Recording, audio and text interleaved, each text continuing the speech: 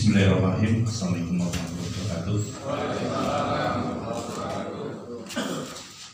Pertama dan utama, mari kita panjatkan puji syukur kehadirat Allah Subhanahu wa Ta'ala, karena pada pagi menjelang siang ini kita dapat menghadiri undangan dari Rembuk Paripurna KTNA Kabupaten Lampung Tengah. Salam salam untuk kita sampaikan kepada junjungan Nabi besar Muhammad SAW yang kita nantikan syafaatnya nanti di hari lahir. Bapak Kepala Dinas Pertanian yang diwakili oleh Kasih Penyuluhan, Bapak Hermi beserta anggota yang saya hormati rekan KJF Dinas Pertanian, yang saya hormati Ketua KTNA Kabupaten Lampung Tengah. Masih tua nih Pak, ya masih berlaku. Nanti domisioner.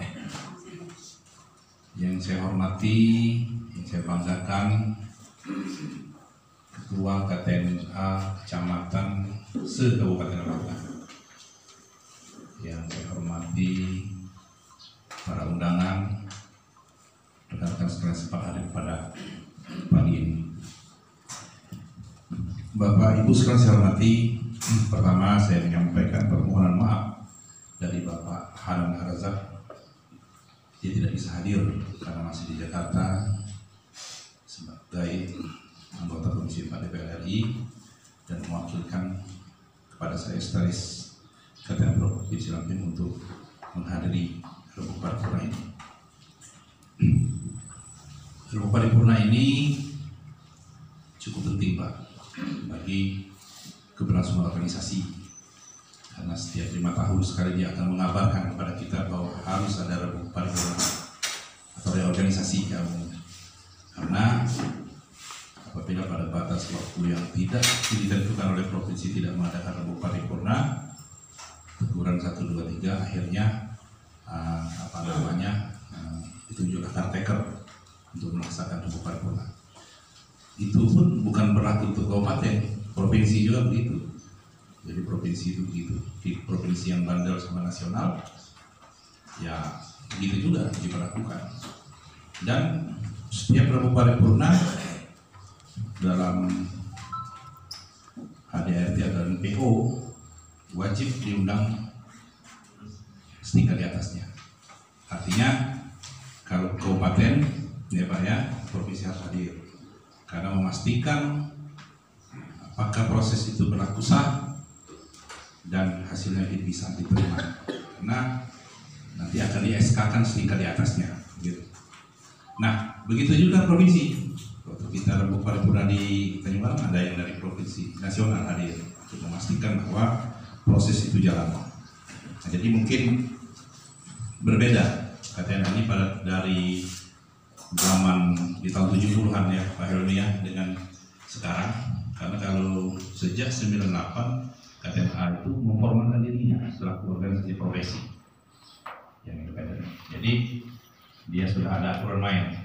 Jadi anggaran besar antara rumah tangga dan peraturan organisasi dia di-SK-kan setingkat di atasnya. Nah, gitu. Kalau zaman waktu itu mungkin belum ada aturan main yang ketat ya. Nah, jadi di-SK-kan oleh mungkin BPP ya Pak ya, mungkin kepala dinas mungkin zaman itu kan, karena belum tertata dengan baik. Nah, semakin lama akhirnya KTNA memformalkan dirinya. Nah, jajaran KTNA ini memang ada semua di tingkatan ya, mulai dari desa, kecamatan, kabupaten, provinsi, dan nasional. Nah, dalam semua tingkatan itu ada berlaku yang namanya aturan-aturan main. Contohnya diantaranya rembuk. Nah, rembuk ini banyak macamnya. Makanya saya Pak Pardi yang ini kan dengan saya ngirim surat ke saya, rembuk ini apa judulnya? Ada rembuk Madya, ada rembuk utama, ada rembuk paripurna, ada rembuk harian, dan sebagainya. Nah ini beda-beda. Nah, kalau memang kayak Muhammadiyah itu dihadiri oleh pengurus, dihadiri oleh ketua staf bendahara dan bidang-bidangnya itu Muhammadiyah sesuai dengan tingkatannya, kabupaten, kecamatan, provinsi, nasional. Sudah itu rembuk utama itu dihadiri pengurus lengkap apa yang dalam SK itu. Tentunya ketua-ketua KTN kecamatan itu masuk di dalam kepengurusan kabupaten itu rembuk utama. Rembuk harian terbatas itu biasanya pengurus terbatas, ketua sekretaris bendahara dan beberapa bidang. Ada lagi rembuk paripurna. Rembuk paripurna ini yang kita lakukan. Kita mengadakan reorganisasi setiap 5 tahun sekali. Ada lagi rembuk paripurna luar biasa. Rembuk paripurna luar biasa itu terjadi apabila ketua itu berhalangan tetap, meninggal, tersandung hukum, ya Pak ya, atau mengundurkan diri. Nah, sehingga dilakukan rembuk paripurna luar biasa. Apabila masa jabatan itu lebih dari 2 tahun, ya, lebih dari 2 tahun, kurang dari 2 tahun, kalau kurang ya, bisa ditempuh melalui dia bisa menghabiskan sisa jabatan. Ya. Tidak berarti ketua mundur di SK-kan lagi 5 tahun ke depan, tidak menghabiskan masa jabatan. Nah itu sering terjadi ini berbeda pendapat gitu kan, kabupaten kota. Tapi setelah kita sudah ada aturan main, tetap kita mengacu kepada ADART dan peraturan organisasi. Nah, Bapak Ibu sekalian saya hormati, kalau sejarah KTNA mungkin pinterlah bapak-bapak penyuruh daripada saya, ya. Karena ya mungkin Bapak di tahun 70-an sudah menjadi penyuruh ya, tapi memang ringkasnya seperti ini. Lahirnya KTNA 18 September tahun 71 pada saat KTNA pertama di Cihea, Jawa Barat. Nah itu latar belakangnya Pak, kontak-kontak tani pada saat itu ya, kumpul seluruh Indonesia yang pada saat itu notabene adalah mengikuti kursus-kursus pada zaman Belanda. Dulu ada kerisauan bagaimana kita ini bagaimana kalau kita ini tidak ada wadah atau forum untuk bertemu, begitu, untuk bertukar informasi, ya, bertukar pengalaman, itu kerisauan. Akhirnya 18 September teruskanlah para kontak tani ini memformalkan diri. Belum KTNA, Badan Musyawarah Kontak Tani, begitu dulu, baru nanti berubah ke KTNA. Nah, kontak tani itu Pak, itu berasal dari daerah dulu memang tokoh tani Pak, tokoh tani. Jadi tokoh tani, nah, seperti Haji Oyon Tahyan itu Raja Padi di Jawa Barat, yang ketua kita yang pertama, Raja Padi. Ada juga Raja Jagung gitu kan. Jadi masih seperti itu, karena mereka teknis budidayanya mereka kuasai di sana. Ada yang Raja Kacang Tanah, macam-macam lah ya Pak ya, sebutan-sebutan. Tapi mereka bertemu itu ya untuk bertukar informasi dan pengalaman. Nah jadi berangkat dari sana Pak, itu memang KTNA itu memang berasal dari kelompok Pak. Tetap kita anut sampai sekarang. Dia harus berasal dari kelompok. Dan dia adalah kontak tani atau tokoh tani.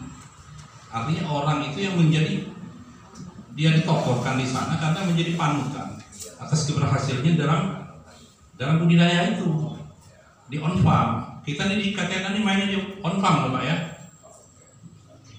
di kata produksi, tidak jauh-jauh sampai ke seperti HKTI misalnya ya Pak ya, nah, ke politis. Nah, kita mainnya di on farm, mainnya di on farm. Nah jadi kita nanti dari apa Pak? Kontak tani itu Pak, mereka yang menjadi panutan di sana sehingga dia menjadi kontak tani. Nah itu Pak, karena keberhasilan dalam usaha taninya itu jadi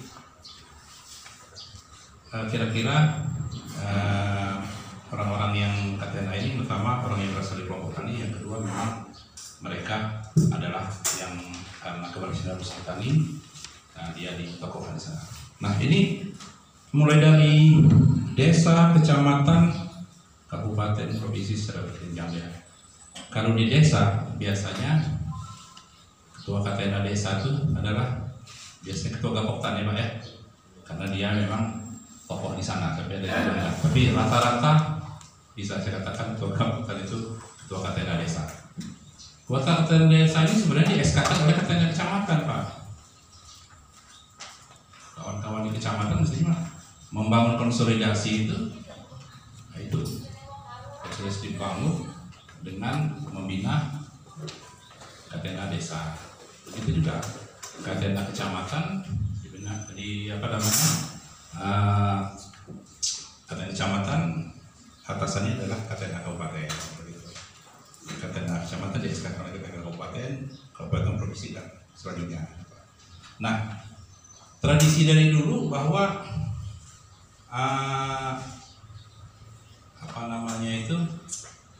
kalau dulu itu namanya sekretariat KTNA di kecamatan itu ada di mana Pak? Di BPB ya Pak ya? Biasanya ya dari kecamatan, karena sesungguhnya KTNA itu adalah penyuluh swadaya, ya kan Pak?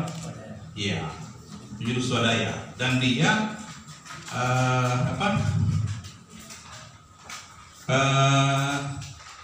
kegiatannya ini sebenarnya menghidup kepada program desa itu di juga kecamatan, karena ini dia penyuluh swadaya gitu. Jadi base home-nya kawan-kawan KTNA di kecamatan itu ada di BPP. Begitu juga di provinsi, juga nasional, di kabupaten, di provinsi. Saya selaku ketua sekretaris KTNA provinsi sering saya ngobrol di KJF provinsi, kawan diskusi saya gitu Pak. Walaupun kita sekarang sudah punya sekretaris sendiri ya, minta ke kantor gubernur, kita dikasih sekretaris sendiri. Nah, jadi sebenarnya gitu, kita dengan penyuluh ini Pak tidak bisa berpisah, karena historisnya memang begitu.